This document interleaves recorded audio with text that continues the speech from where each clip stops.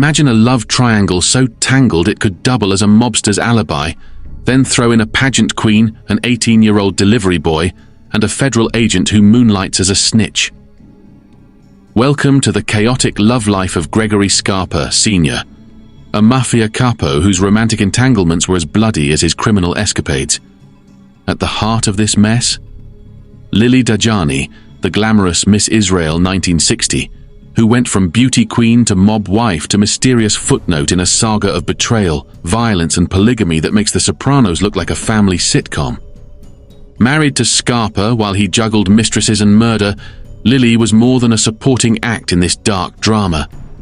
She outlasted Scarpa's schemes, the clinic scandals and the hit jobs, only to disappear into obscurity, leaving a trail of questions no one can seem to answer. How did a former pageant queen end up tied to one of the most dangerous men in the mafia?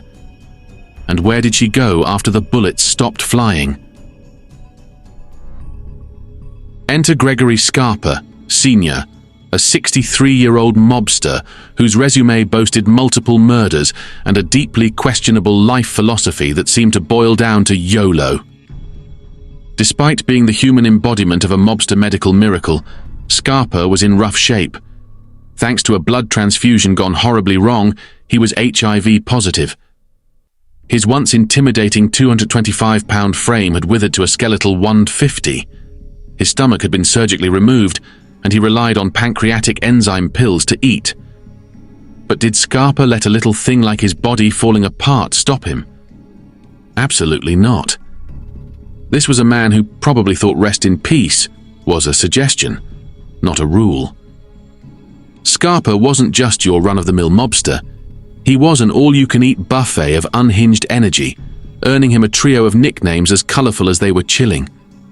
His associates called him the Mad Hatter, likely because his sense of logic was as twisted as Alice's Wonderland tea parties. Then there was the Grim Reaper, a nod to his knack for turning everyday Brooklyn into a live-action audition for a Halloween horror film. And finally, General Schwarzkopf, because apparently even mobsters appreciate a good Gulf War analogy when their boss is waging a tactical campaign of bloodshed. And in case you were wondering, Scarpa's appetite for violence wasn't his only indulgence. Let's just say he wasn't the type to take a vow of monogamy. A mobster with a mistress or two? Shocking, we know. But if you're surprised by that detail, you've clearly underestimated his ability to compartmentalize chaos. In the early 50s, Scarpa married Connie Forrest, and the couple produced 4 children, including Gregory Jr., who eventually decided to make like father, like son his life's motto and joined the mafia. By 1973, Scarpa and Connie had separated, though separated here is more of a formality since Scarpa had already been playing house with his long-term girlfriend Linda Shiro, with whom he had another son. In a twist that could only come from the fever dream that was Gregory Scarpa, the mobster decided to let Linda Shiro spice things up by starting a steamy affair with an 18-year-old delivery boy named Larry Mazza. Because nothing says healthy relationship dynamics like pimping out your partner to the produce aisle Casanova. But Scarpa didn't stop at letting Mazza into his bedroom drama. He brought him into the family business too, molding the fresh-faced grocery worker into a card-carrying mobster. Under Scarpa's mentorship, Mazza graduated from delivering eggs to cracking skulls, learning the finer points of loan sharking, bank robbery, and naturally, murder. "I started out one way and ended up with the devil," Mazza later confessed, reflecting on his transformation from innocent teen to Scarpa's personal protege. His breaking point might have been when Scarpa casually suggested they murder the mother of a mafia turncoat. Because if there's one thing Scarpa loved more than money and mayhem, it was a truly deranged display of power.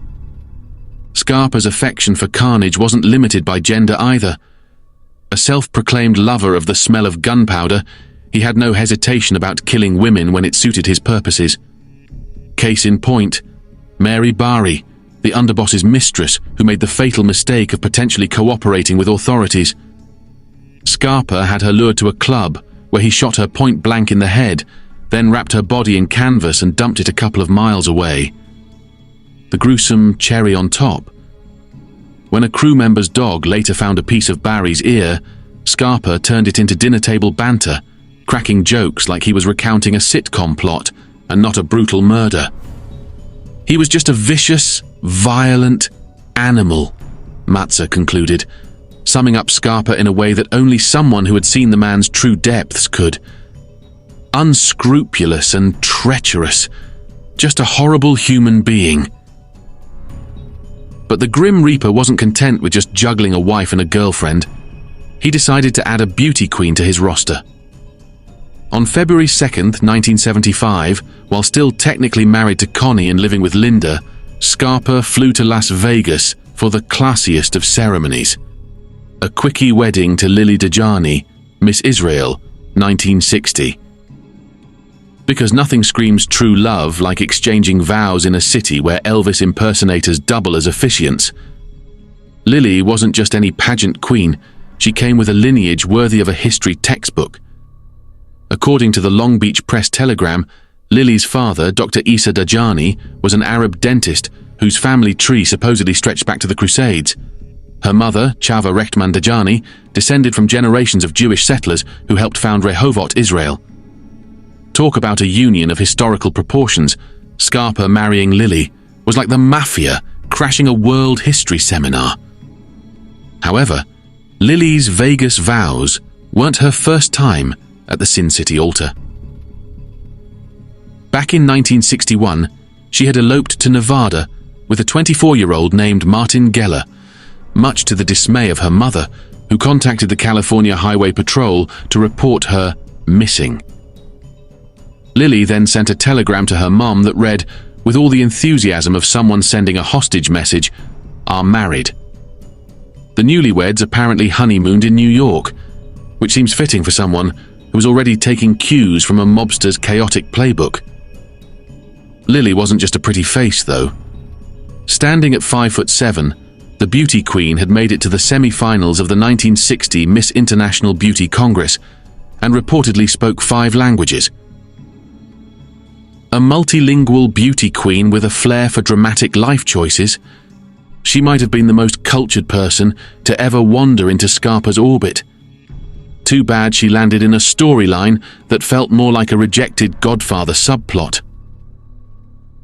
14 years after her first Vegas I Do, Lili Dajani made a return trip down the aisle in Sin City, this time with Gregory Scarpa, Sr., a mobster whose definition of "till death do us part" was far more literal than most.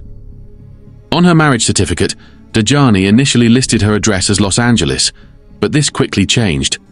Scarpa, ever the gentleman, upgraded her to 36 Sutton Place South, apartment 8G, a swanky co-op in one of Manhattan's poshest neighborhoods.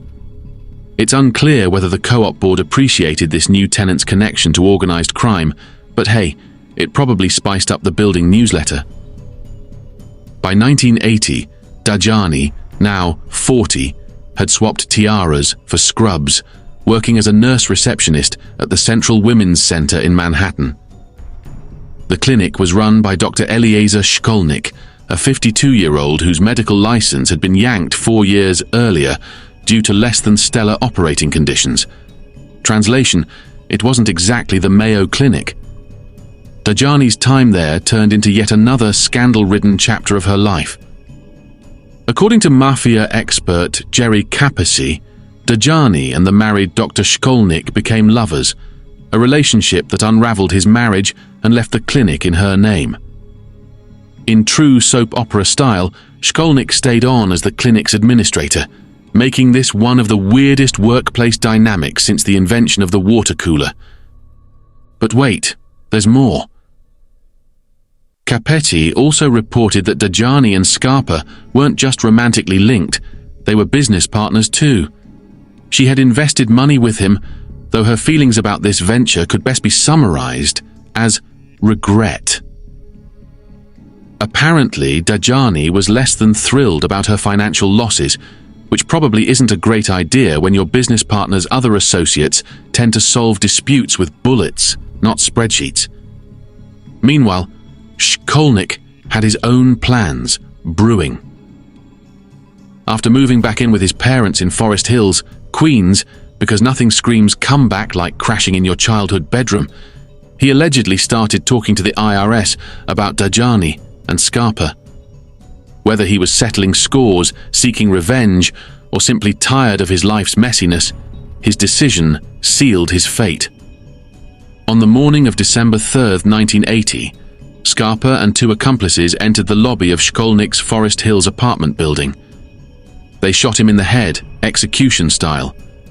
Shkolnik, ever the fashionable victim, was found with $1,500 in cash and flashy gold jewelry on his body, leaving no doubt that this was personal, not a robbery.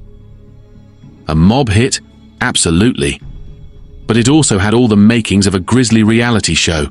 Jilted lovers, money troubles, and a former beauty queen tangled in a web of betrayal and murder. As for Scarpa, this was just another day at the office, a bloody exclamation point in a life where problems were rarely solved with words and never with forgiveness. Here's a plot twist straight out of a mob movie. According to veteran mafia chronicler Jerry Capetti, the murder of Dr. Eliezer Shkolnik wasn't just another Scarpa hit, it was allegedly greenlit by none other than an FBI agent. That's right.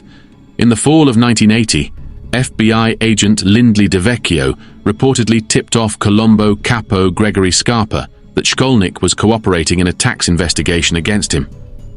Oh, and as if this story wasn't messy enough, Dajani and Scarpa allegedly shared a mistress. Because why let organized crime stand in the way of some truly disorganized romance? Capetti's claim painted Dajani as the FBI's least subtle mole, actively aiding and abetting the mob boss he was supposed to be taking down. Prosecutors tried to include this little nugget of treachery in Dajani's later murder trial, lumping the Shkolnik slaying into a list of Scarpa-related bad acts that could be used to impeach the agent's credibility. But Judge Gustin Reichbach wasn't having it. He ruled that bringing up Shkolnik's murder so late in the game, well after the indictment, would be highly prejudicial, because clearly the real crime here was inconveniencing the defense. As for Dajani, he conveniently skipped the whole Shkolnik affair in his memoir, glossing over the part where he allegedly played matchmaker between a homicidal mobster and his next victim. The book must have gone heavy on career highlights and light on the parts where he blurred the line between law enforcement and organized crime like it was a drunk text. It's a tale where everyone's bad behavior gets a spotlight, but accountability gets a blackout. Scarpa pulled the trigger, Shkolnik lost his life, and Dajani, he somehow managed to sidestep the whole sordid mess like a guy who forgot to RSVP to a murder. And what about Lili Dajani, wife of the polygamous Scarpa Sr., former Miss Israel, and unwitting star of what could only be described as a telenovela with body counts? Well, like a true diva, Lili exited stage left, without a trace, leaving behind more questions than answers. After her stint as a nurse receptionist in a shady clinic and an even shadier role as co-owner of Scarpa's tangled financial dealings, Lili seemed to vanish into thin air, as if she'd realized the drama wasn't worth the dry cleaning bills for bloodstains. Did she reinvent herself under an alias in Boca Raton, sipping pina coladas and telling tales of her pageant days? Did she retreat to a quiet life somewhere far away from the Scarpa circus, where bullets weren't part of the daily commute? Or did she just outlast her shelf life in the mob soap opera, quietly stepping off the ride before it made another gruesome loop? No one knows, and Lili's silence on the matter is as deafening as a mobster's gunshot. If she's out there, we can only hope she's found peace, or at least a neighborhood with fewer hitmen and fewer ex-doctors with revoked licenses. Because if anyone earned the right to ghost the chaos, it's Lili Dajani.